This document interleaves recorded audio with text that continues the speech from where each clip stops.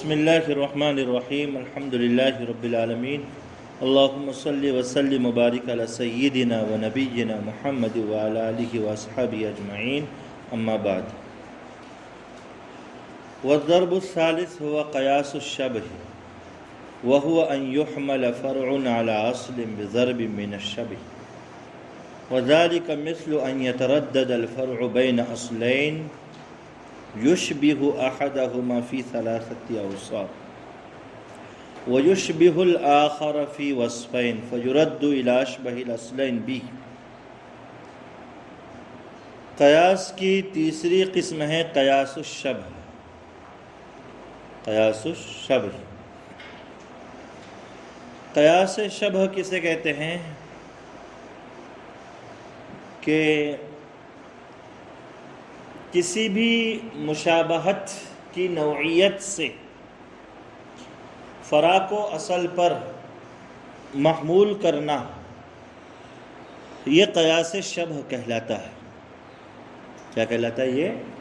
قیاس شبہ، کہ کسی بھی وجہ مشابہت کے ذریعے فرع کو اصل پر اگر محمول کیا جائے تو یہ قیاس شبہ کہلاتا ہے۔ اس کی مثال دے رہے ہیں وَذَلِكَ مِثْلَ أَن يَتَرَدَّدَ الْفَرْعُ بَيْنَ أَصْلَيْنِ، ایک فرع دو اصلوں کے درمیان میں تردد میں ہے کہ اس فرع کو کس اصل کے ساتھ لاحق کیا جائے۔ فرع کو اصل کا حکم دینا ہے تو کون سی اصل کا حکم دینا ہے؟ ایک اصل یا دوسری اصل کا؟ تو ایک فرع دو اصل کے درمیان میں تردد میں لٹک رہی ہے۔ البتہ وہ فرع دو اصلوں میں سے ایک اصل کے ساتھ تین اوصاف میں مشابہت رکھتی ہے اور دوسری اصل کے ساتھ دو اوصاف میں مشابہت رکھتی ہے، تو ظاہر سی بات ہے اس فرع کو کس اصل کے ساتھ لاحق کریں گے؟ تین اوصاف والی اصل کے ساتھ۔ اس کے ساتھ تین اوصاف والی اصل کے ساتھ اس فرع کو لاحق کیا جائے گا۔ بات سمجھ میں آ رہی ہے؟ تو قیاس شبہ کہتے ہیں فرع کو اصل پر محمول کرنا، کسی بھی وجہ مشابہت سے ایک فرع دو اصلوں کے درمیان میں متردد ہے، اب اس فرع کو دو اصلوں میں سے کس اصل کے ساتھ لاحق کیا جائے گا۔ ایک اصل کے ساتھ وہ مشابہت رکھتی ہے تین اوصاف میں، دوسرے کے ساتھ مشابہت رکھتی ہے ایک وصف میں، دو وصف میں، تو ظاہر سی بات ہے فَيُرَدُّ إِلَىٰ أَشْبَهِ الْأَصْلَيْنِ بِهِ، اس فرع کو لوٹایا جائے گا اس اصل کے ساتھ جس کے ساتھ وہ زیادہ مشابہت رکھتی ہے، یعنی تین اوصاف والی اصل کی طرف اس فرع کو لوٹائیں گے۔ جیسے اس کی مثال ہے کہ غلام ہے، عبد، غلام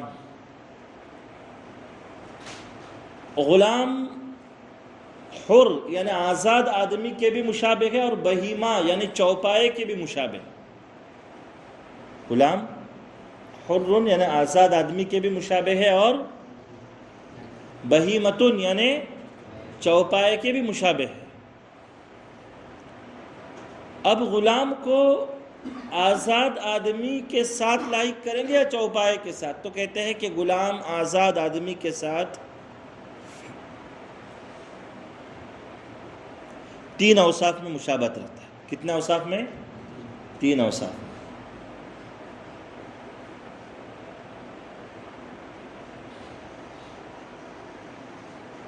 ایک وصف تو ہے آدمی اور انسان ہونے میں، آزاد آدمی بھی آدمی ہے، انسان ہے، اور غلام بھی کیا ہے؟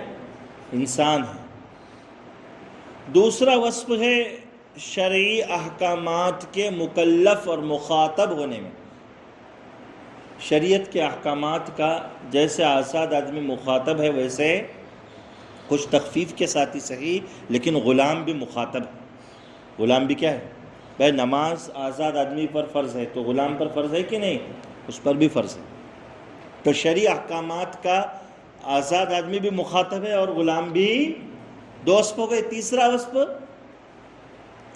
ثواب اور عقاب پانے کے اعتبار سے، آزاد آدمی اچھا کام کرے تو اس کو کیا ملے گا؟ ایمان کے ساتھ کیا ہے تو ثواب ملے گا، ویسے غلام بھی مومن ہو اور اچھا کام کیے تو کیا ملے گا اس کو؟ ثواب ملے گا۔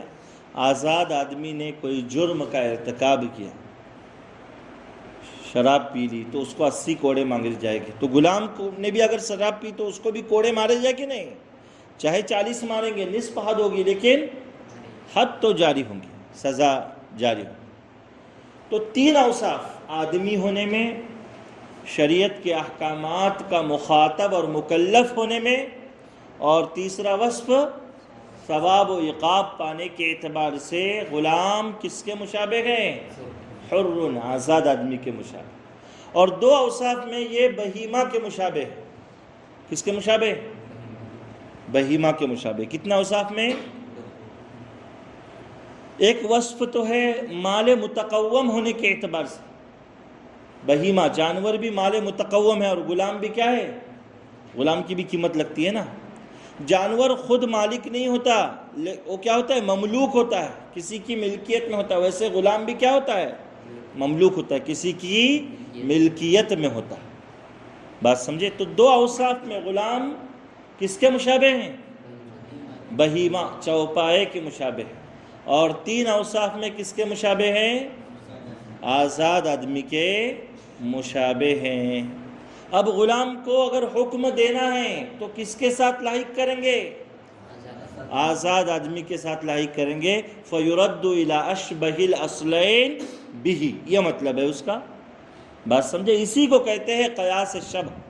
کسی مشابہت کی بنیاد پر یا مشابہت کو وجہ ترجیح بنا کر آپ فرع کو اصل کا حکم دے دیتے ہیں، تو یہ ہے قیاس الشبہ۔ کیا ہے؟ قیاس الشبہ۔ وَذَلِكَ كَالْعَبْدِ يُشْبِهُ الْحُرَّ فِي أَنَّهُ آدْمِيٌّ مُخَاطَبٌ مُثَابٌ مُعَاقَبٌ، کہ جیسے کہ غلام آزاد آدمی کے مشابہ ہے، آدمی ہونے میں، مخاطب ہونے میں، ثواب اور عقاب پانے میں۔ وَيُشْبِهُ الْبَهِيمَةَ فِي أَنَّهُ مملوک مقوم، اور بہیمہ کے مشابہ ہے مملوک ہونے میں اور مال متقوم ہونے میں۔ فَيُلْحَقْ بِمَا هُوَ أَشْبَهُ بِهِ، تو غلام کو لاحق کیا جائے گا کس کے ساتھ؟ جس کے ساتھ وہ زیادہ مشابہت رکھتا ہے، یعنی حر کے ساتھ۔ دوسری مثال دے رہے ہیں، وَكَالْوُضُوءِ يُشْبِهُ التَّيَمُّمُ فِي إِيجَابِ النِّيَّةِ مِنْ جِهَةِ أَنَّهُ طَهَارَةٌ عَنْ حَدَثٍ وَيُشْبِهُ إِزَالَةَ النَّجَاسَةِ فِي أَنَّهُ طَهَارَةٌ بِمَاءٍ فَيُلْحَقْ بِمَا هُوَ أَشْبَهُ بِهِ۔ دیکھیں پیچھے بھی یہ معاملہ آیا تھا، یہاں پر بھی اچھی طریقے سے سن لیجئے۔ تیمم میں نیت شوافع میں بھی واجب ہے اور حنفیہ کے ہاں بھی واجب ہے۔ تیمم میں نیت عند الشوافع بھی واجب ہے اور حنفیہ کے یہاں پر بھی کیا ہے؟ واجب ہے۔ وضو میں نیت کس کے یہاں واجب ہے؟ شوافع میں واجب ہے۔ نیت وضو کے 6 فرائض میں نیت کا دخول ہے، نیت داخل ہے۔ حنفیہ کے یہاں پر وضو میں نیت فرض نہیں ہے۔ شوافع اصولی اعتبار سے، قیاس الشبہ کے اعتبار سے تھوڑا سا استدلال کر رہے ہیں اس انداز میں کہ وضو جو ہے، وضو تیمم کے ساتھ مشابہت رکھتا ہے، اور وضو کی مشابہت تیمم کے ساتھ زیادہ ہے۔ وضو کی مشابہت تیمم کے ساتھ کیا ہے؟ زیادہ، کیونکہ تیمم بھی کسی چیز سے کیا جاتا ہے، چاہے وہ چیز جامد ہو۔ وضو بھی پانی سے کیا جاتا ہے، مائع چیز ہوتی ہے۔ تو دونوں میں شے کا دخل ہے، ایک میں مائع ہے اور ایک میں جامد ہے۔ دوسری چیز، تیمم سے طہارت عن الحدث، یعنی حدث سے پاکی حاصل ہو جاتی ہے۔ ویسے وضو سے بھی کیا ہوتا ہے؟ طہارت عن الحدث حاصل ہو جاتی ہے۔ حنفیہ وضو کو ازالہ نجاست کے مشابہ قرار دیتے ہیں۔ ازالہ نجاست، بدن یا کپڑے پر اگر نجاست لگی ہو، اگر آپ اس کو پانی وغیرہ سے صاف کر دیتے تو وہ بدن کا حصہ، وہ کپڑے کا ٹکڑا کیا ہو جاتا ہے؟ پاک ہو جاتا ہے۔ وہاں نیت ضروری ہے؟ نہیں ضروری۔ شافعی کے یہاں بھی نہیں اور حنفیہ کے یہاں بھی تو حنفیہ کہتے ہیں ہم نے وضو کو ازالہ نجاست کے قائم مقام کر دیا. شوافی کہتے ہیں کہ بھئی وضو کو تیمم کے قائم مقام قرار دے کر جیسے تیمم میں نیت فرض ہے ویسے وضو میں بھی نیت فرض قرار دینا چاہیے. یہ زیادہ بہتر ہے، اس لیے کہ وضو کی مشابہت بنسبت ازالہ نجاست کے تیمم کے ساتھ زیادہ ہے. کس کے ساتھ زیادہ ہے؟ تیمم کے ساتھ زیادہ ہے. فَيُلْحَقْ بِمَا هُوَ أَشْبَهُ بِهِ، تو وضو کو لاحق کیا جائے گا کس کے ساتھ؟ جس کے ساتھ وہ زیادہ مشابہت رکھتا ہے. جس کے ساتھ وہ، اس لیے کہ وضو کی مشابہت ازالہ نجاست کے ساتھ اتنی سمجھ میں نہیں آتی، اس لیے کہ وضو جو ہے نا وہ نجاست کے ازالے کے نہیں کیا جاتا. بات تو صاف ہے بھائی. بدن پر اگر مان لو نجاست لگ گئی، اب باوضو ہے تو کیا آپ کا وضو ٹوٹ گیا؟ نہیں ٹوٹا. آپ اس کو دھو ڈالو، ختم ہو گیا. صاف کر دے نجاست کے پاکی کی جو اصول ہے، معاملہ کیا ہو جاتا ہے؟ ختم ہو جاتا ہے. تو وضو ازالہ نجاست کے لیے نہیں ہوتا. وضو تو کس کے لیے ہوتا ہے؟ طہارت عن الحدث کے لیے ہوتا ہے. بات سمجھے؟ اب کہتے ہیں کہ فہذا اختلف اصحابنا فیہ، اس میں ہمارے اصحاب شوافی کا اختلاف ہے. کس میں؟ قیاس شبہ حجت ہے کہ نہیں، اس میں اختلاف ہے. قیاس علت حجت، قیاس دلالت حجت بات آئی تھی، جلی خفی کہاں کہاں حجت ہے وہ بھی بات آ گئی. لیکن قیاس شبہ یہ حجت ہے کہ نہیں ہے، مشابہت والا قیاس، تو ہمارے اصحاب شوافی کا اس میں اختلاف ہے. فمنہم من قال ان ذلک یصح، بعض اصحاب شوافی فرماتے ہیں کہ قیاس شبہ یہ حجت ہے، صحیح ہے اور حجت ہے. وللشافعی رحمہ اللہ ما يدل علیہ، امام شافعی رحمۃ اللہ علیہ کی طرف سے ایسا قول ہے جو اس پر دلالت کرتا ہے کہ قیاس شبہ حجت ہے. ومنہم من قال لا یصح، اور دوسری جماعت کہتی ہے کہ قیاس شبہ حجت نہیں ہے. وتأول ما قال الشافعي على أنه أراد به أنه يرجح به قياس العلة بكثرة الشبه. امام شافعی رحمۃ اللہ علیہ کا کہنا یہ ہے کہ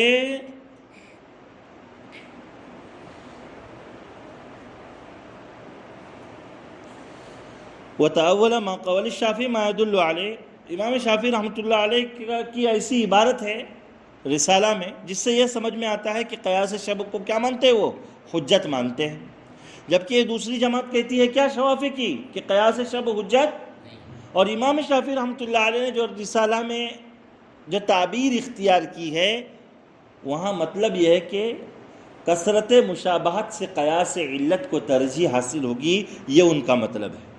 ان کا مطلب ہرگز یہ نہیں کہ قیاس شبہ کو حجت مانا جائے، بلکہ ان کا کہنا ہے کہ بہت زیادہ مشابہتیں ہوں، مثلا ایک فرع دو اصلوں کے درمیان میں متردد ہو اور وہاں قیاس علت کا سارا مقام پایا جاتا ہو، تو اس فرع کو اب جس کی اصل کے ساتھ زیادہ مشابہت ہوگی اس کے ساتھ اس کو لاحق کیا جائے.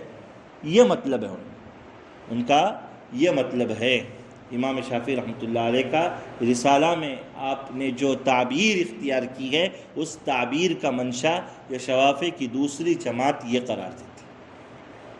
بات سمجھ میں آ رہی ہے؟ تو ایک جماعت کیا کہتی ہے؟ اصولیین شوافی کی کہ قیاس شبہ کیا ہے؟ حجت ہے، اور وہ امام شافعی رحمۃ اللہ علیہ کی الرسالہ کی عبارت پیش کرتے ہیں.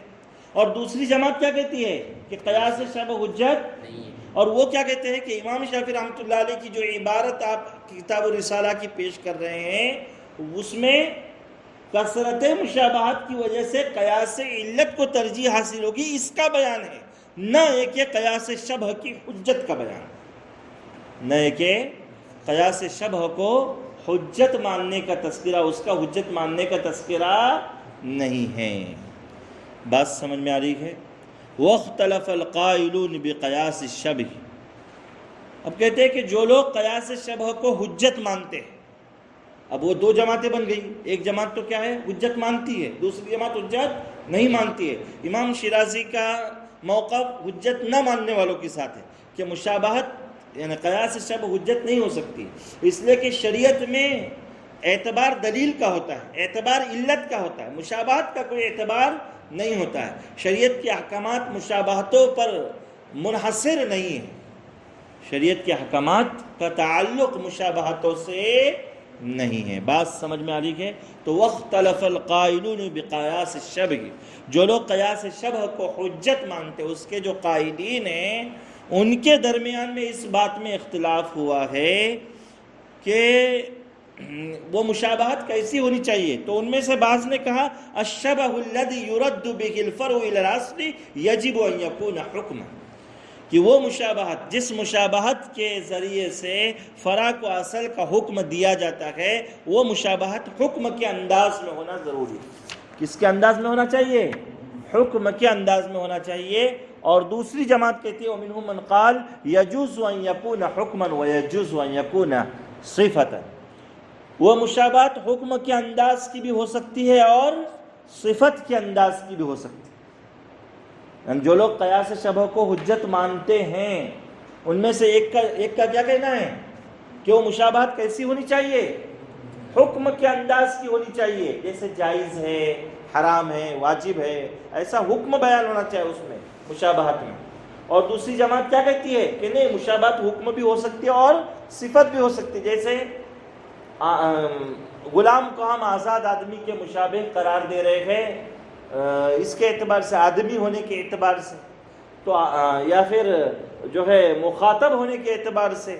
تو مخاطب ہونا ٹھیک ہے، حکم شرعی ہے، لیکن آدمی ہونا ایک تو وصف ہے اس کا، ایک کیا ہے؟ وصف، اس کی جنسیت کا بیان ہے، اس کی جنسیت کا اس میں بیان ہے، تذکرہ ہے۔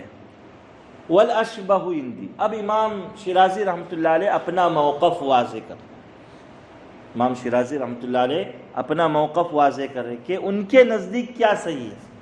والاشبہ عندی، میرے نزدیک سب سے راجح بات یہ ہے کہ قیاس شبی لا یصح، حجت نہیں ہے۔ کیا کہہ رہے ہیں؟